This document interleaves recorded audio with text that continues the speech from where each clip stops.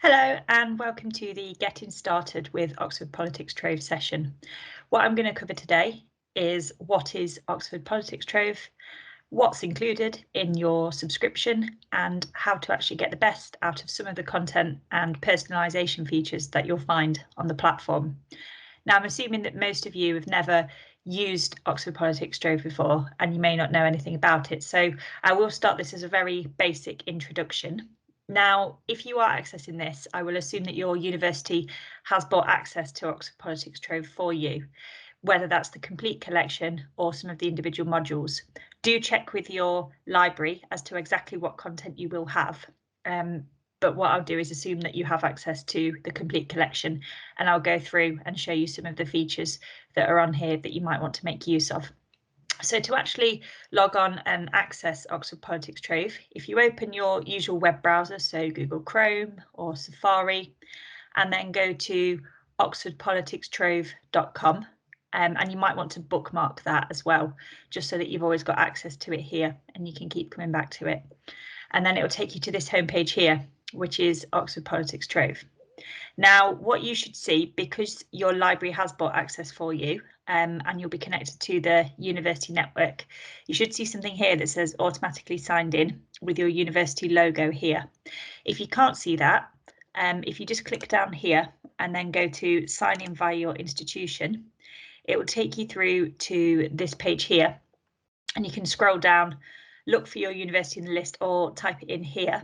And then click on your university and it should redirect you back to this page with a button here that says automatically signed in.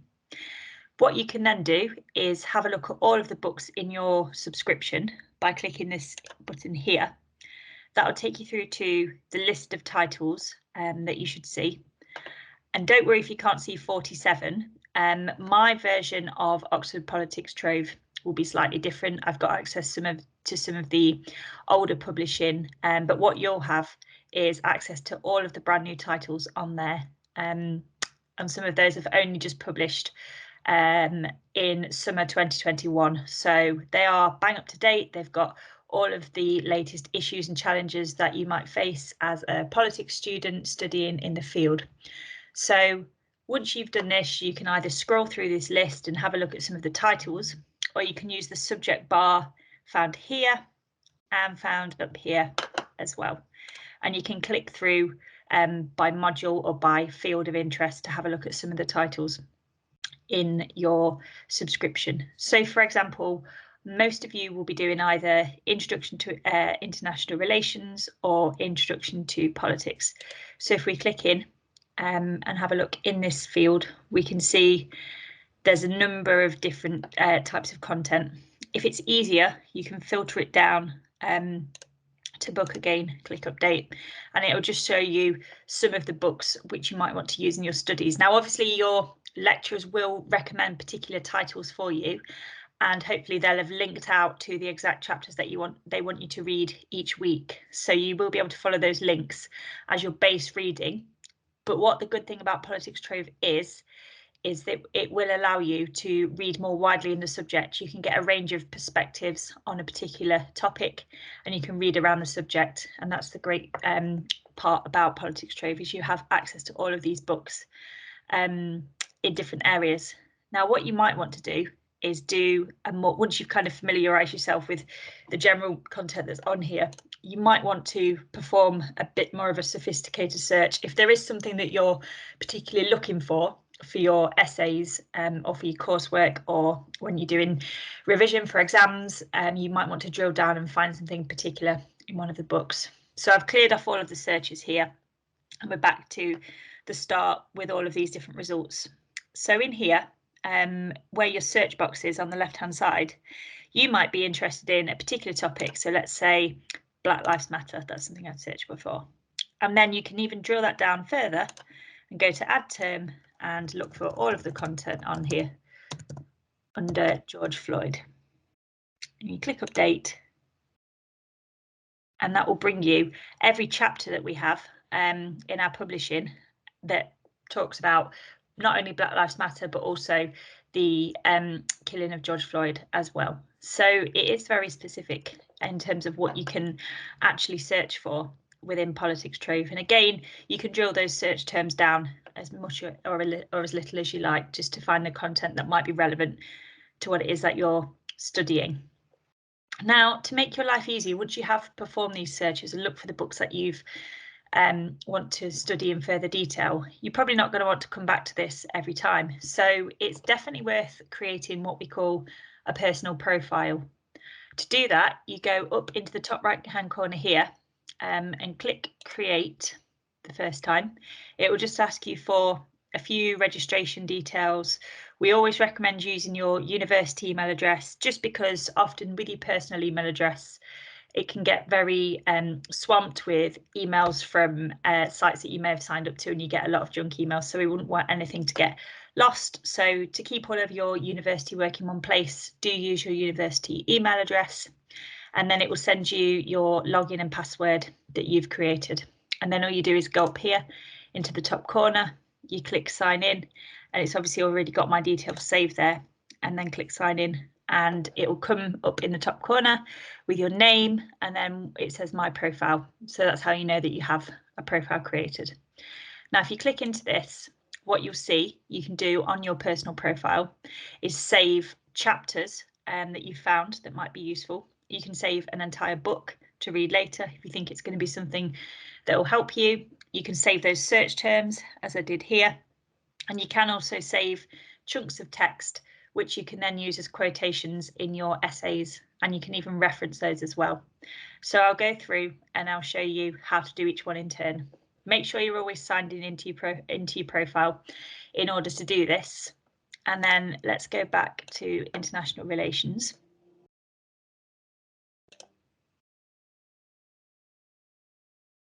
And let's look at the books we have available. Now, if you, for example, are scrolling through and you think, global politics, I'd really like to read this book later. If you click into the book,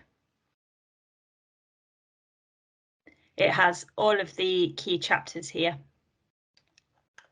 and a bit of a summary about what the book's about.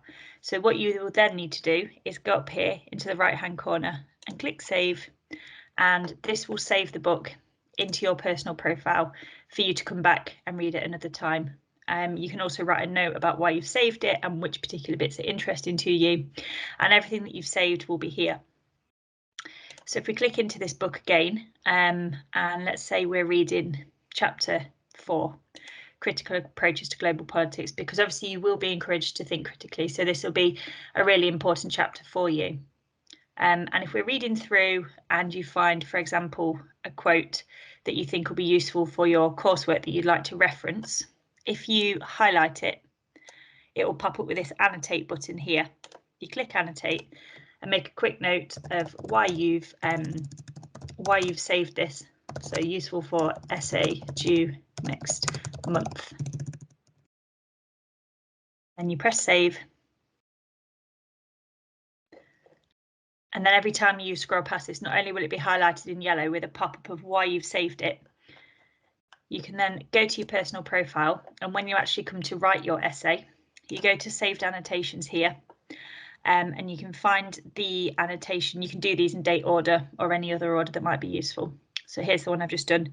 You can find the piece of text and then you can reference it for your work. Now, anything that is not your work must be referenced. If you don't, it's known as plagiarism, and you can be penalised for this. So it's really important that you do reference properly. So you go down here to where it says cite, and it will pop up with all of these different styles of referencing. Now, do check with your module leaders and your academics which style of referencing they would like you to use. Often they go with Harvard. So if you click onto Harvard, it will bring up the exact style of referencing of how you should reference that particular piece of text, and it will do that for you. So it will save you a lot of trying to work that out, and it will standardize everything that you've used from Politics Trove. And then you can download these here and you can use them in your essays and make sure that you've done that quote properly. So it's a really useful tool to have. As I say, with all of your quotes that you do save, you can display them by annotation or by date or anything like that. So however's most relevant to you is the way that you should save those. So as I say, the features that we've looked at on the personal profile are how to save books and chapters, how to save your searches, and how to save annotations to use in essays.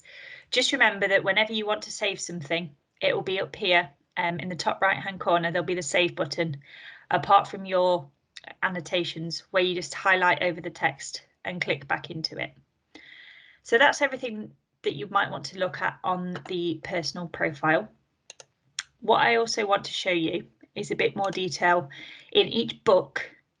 When you click into the book, you may have noticed when you scroll down to the bottom, as well as each chapter, there is a section at the end which says access the online resources for this title. Now, these are free additional resources that you can use in conjunction with the book to help you get the most out of your studies.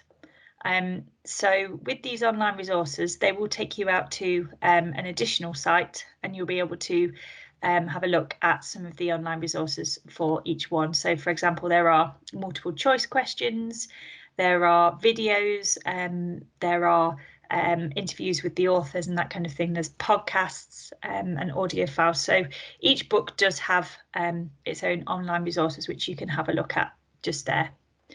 That's pretty much everything I wanted to show you within Politics Trove. As you go through it and familiarise yourself, it will open up a lot more content for you to have a look at that you may not know was there before. So we do encourage you to perform those searches, to set up the personal profile, and to have a look at the content that is in there.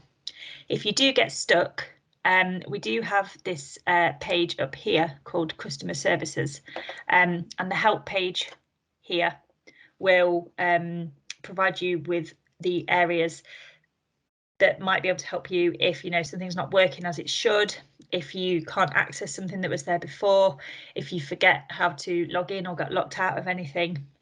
All of the helps are here. There's this contact page if you do get stuck completely. We would recommend contacting us directly rather than your academics, because they might not know the answer. Oxford Politics Trove is obviously an external platform. It's not something that's been developed by your university, so we'll be able to answer that a lot more quickly for you. There's also the FAQ page and the video walkthroughs of anything that you may have just heard that I explained that wasn't on there before. So please do use these resources, and good luck with using Politics Trove and your studies. Thank you.